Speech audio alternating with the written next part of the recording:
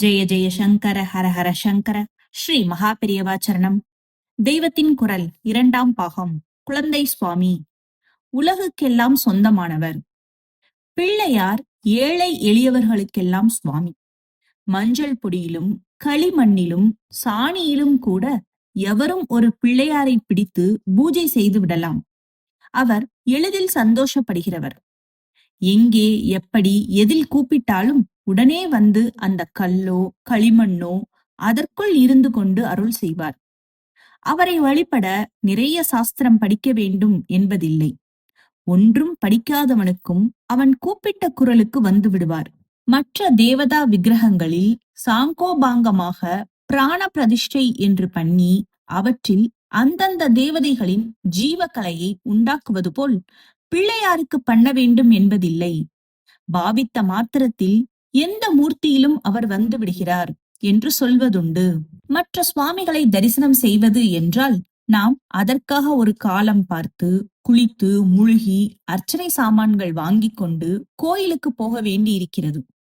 கோயிலுக்கு போனாலும் நேரே அந்த சுவாமியிடம் போய்விட முடியாது. பிரகாரம் சுற்றி கொண்டு உள்ளே போக வேண்டும். அப்போதும் கூட சுவாமிக்கு ரொம்ப பக்கத்தில் போகக்கூடாது. கொஞ்சம் தள்ளித்தான் நிற்க வேண்டும். பிள்ளையார் இப்படி இல்லை. எந்த சமயமானாலும் சரி, நாம் ஆபீஸுக்கோ ஸ்கூலுக்கோ கடைக்கோ போய் வருகிற போது கூட தெருவிலே தற்செயலாக தலையை தூக்கினால் அங்கே ஒரு முக்கில் பிள்ளையார் உட்கார்ந்து கொண்டிருக்கிறார். அவரை பார்த்த மாத்திரத்தில் நாமாக நெற்றியில் குட்டி கொண்டு ஒரு தோப்புக்கரணம் போட்டுவிட்டு நடையை கட்டுகிறோம். இதிலேயே நமக்கு சொல்லத் தெரியாத ஒரு நிம்மதி சந்தோஷம் உண்டாகிறது. அவருக்கு கோயில் என்று இருப்பதே ஒரு அறைதான். அதனால் ஒரு பேதமும் இல்லாமல் யாரும் கிட்டே போய் தரிசிக்க முடிகிறது. எல்லோருக்கும் அவர் சுவாதீனம். பிரகாரங்கள் எல்லாம் தாண்டி உள்ளுக்குள்ளே உட்கார்ந்திருக்கிற சுவாமிகளை விட இப்படி எங்கே பார்த்தாலும் நட்ட நடுவில் உட்கார்ந்திருக்கிற பிள்ளையார்தான் தப்பாமல் ஜனங்களை இழுத்து தோப்புக்கரணம் வாங்கி கொண்டு விடுகிறார். பிள்ளையார் வழிபாட்டுக்கென்றே சில அம்சங்கள் இருக்கின்றன. சிதறு தேங்காய் போடுவது, நெற்றியில் குட்டிக் கொள்வது, தோப்புக்கரணம் போடுவது ஆகியவை பிள்ளையார் ஒருவருக்கே உரியவை. பிள்ளையார் சந்நிதியில் 2 கைகளையும் மறித்து நெற்றி பொட்டில் குட்டிக் கொள்ள வேண்டும். இப்படியே 2 கைகளையும் மறித்து காதுகளை பிடித்து கொண்டு முட்டிக்கால் தரையில் படுகிற மாதிரி தோப்புக்கரணம் போட வேண்டும். இவை எதற்கு என்றால், யோக சாஸ்திரம் என்று ஒன்று இருக்கிறது. அதிலே நம் நாடிகளில் ஏற்படுகிற சலனங்களால் எப்படி மனசையும் நல்லதாக மாற்றிக்கொள்ளலாம் என்று வழி சொல்லி இருக்கிறது. நம் உடம்பை பல தினசாக வளைத்து செய்கிற அபியாசங்களால், சுவாசத்தின் கதியில் உண்டாக்கிக் கொள்கிற மாறுதல்களால் நம் உள்ளம் உயர்வதற்கான வழி அந்த சாஸ்திரத்தில் சொல்லப்பட்டிருக்கிறது. நெற்றி பொட்டில் குட்டிக் கொள்வது, தோப்புக்கரணம் போடுவது இவற்றால் நம் நாடிகளின் சலனம் மாறும். மனசில் தெய்வீகமான மாறுதல்கள் உண்டாகும். நம்பிக்கையோடு செய்தால் பலன் தெரியும். குழந்தைகளுக்காக நீதி நூல்களை செய்த ஔவையார் பெரியவர்களுக்கு கூட எளிதில் புரியாத பெரிய யோக தத்துவங்களை வைத்து பிள்ளையார் மேலேயே ஒரு ஸ்தோத்திரம் செய்திருக்கிறாள். அதற்கு விநாயகர் அகவல் என்று பெயர். அளவில் சின்னதுதான் அந்த அகவல் ஸ்தோத்திரம். பிள்ளையாரை நினைக்கிற போது ஔவையாரையும் நாம் சேர்த்து நினைத்தால் இரட்டிப்பு அனுகிரகம் கிடைக்கும். விநாயகர் அகவலை சொன்னால் 2 பேரையும் ஒரே சமயத்தில் நினைத்ததாகும். எல்லோரும் இதை செய்ய வேண்டும்.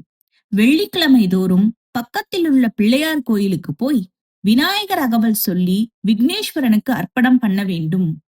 பிள்ளையாருக்கு எல்லோரும் சொந்தம். பிள்ளையார் எல்லோருக்கும் சொந்தம். ஏழை எளியவருக்கும் சாஸ்திரம் படிக்காத சாமானிய ஜனங்களுக்கும் கூட சொந்தம். மற்ற சுவாமிகளின் நைவேத்திய விநியோகத்தில் பெரிய மனுஷர்களுக்குத்தான் முதலிடம். பிள்ளையாரோ தமக்கு போடுகிற சிதற்காய் இவர்களுக்கு போகாமல் ஏழை குழந்தைகளுக்கே போகும்படியாக வைத்துக் கொண்டிருக்கிறார். எல்லோரும் அகவல் சொல்லி அவரை வழிபட வேண்டும். பெண்களுக்கும் குழந்தைகளுக்கும் இதில் அதிக உரிமை உண்டு.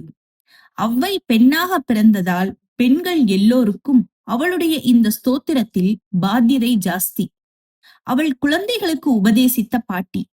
விநாயகரும் குழந்தை தெய்வம். அதனால் அவளுடைய அகவலை குழந்தைகள் யாரும் அவர் முன் பாடி சமர்ப்பிக்க வேண்டும். கொஞ்சம் கடமுட என்றிருக்கிறதே, அர்த்தம் புரியவில்லையே என்று பார்க்க வேண்டாம். அர்த்தம் புரிந்தாலும் புரியாவிட்டாலும் ஔவையின் வாக்குக்கே நன்மை செய்கிற சக்தி உண்டு என்று நம்பி அகவலை பொட்டை நெட்டுரு போட்டு சொன்னாலும் போதும். அதனால் நாமும் சேமமடைவோம், நாடும் சேமமடையும். அழகான பெட்டி ஒன்று கிடைக்கிறது. அதற்குள் நிறைய ரத்தினங்கள் இருக்கின்றன. ஆனாலும் பெட்டியை திறக்க சாவியை காணோம். அதனால் பெட்டி வேண்டாம் என்று விட்டு விடுவோமா? சாவி கிடைக்கிற போது கிடைக்கட்டும் என்று பெட்டியை வைத்துக் கொள்வோம் அல்லவா? இப்போது பெட்டியை விட்டுவிட்டால் பிறகு சாவி கிடைத்தாலும் பிரயோஜனமில்லையே. விநாயகர் அகவல் அப்படிப்பட்ட அழகான பெட்டி. அதற்குள்ளே யோக சாஸ்திர விஷயங்கள் ரத்தினம் மாதிரி உள்ளன. அவற்றை புரிந்து கொள்கிற புத்தி, அதாவது சாவி, இப்போது நம்மிடம் இல்லாவிட்டாலும் பரவாயில்லை. இப்போதே பிடித்து அதை சொல்லிக் கொண்டிருப்போம். சொல்ல சொல்ல தானே அர்த்தமும் புரிய ஆரம்பிக்கும். பிள்ளையாரே அது புரிவதற்கான அனுகிரகத்தை செய்வார். பிள்ளையார் எல்லாருக்கும் நல்லவர், எல்லாருக்கும் வேண்டியவர், சொந்தம். சிவ சம்பந்தமான லிங்கம், அம்பாள், முருகன் முதலிய விக்கிரகங்களை பெருமாள் கோயிலில் பார்க்க முடியாது. ஆனால் பிள்ளையாரும் சிவ குடும்பத்தை தான் சேர்ந்தவர் என்றாலும் விஷ்ணு ஆலயங்களில் கூட பிள்ளையார் மட்டும் இருப்பார். தும்பிக்கை ஆழ்வார் என்று அவருக்கு பெயர் சொல்லுவார்கள். மத சண்டைகளுக்கெல்லாம் அப்பாற்பட்டவர் அவர். அதனால்தான் புத்த மதம், ஜைன மதம் எல்லாவற்றிலும் கூட அவரை வழிபடுகிறார்கள். தமிழ்நாட்டில் இருப்பது போல் மற்ற ராஜ்யங்களில் தடுக்கி விழுந்த இடமெல்லாம் விநாயகர் இல்லாவிட்டாலும் கூட பாரத தேசத்தில் உள்ள அத்தனை ஸ்தலங்களிலும் ஓரிடத்திலாவது அவர் இருப்பார்.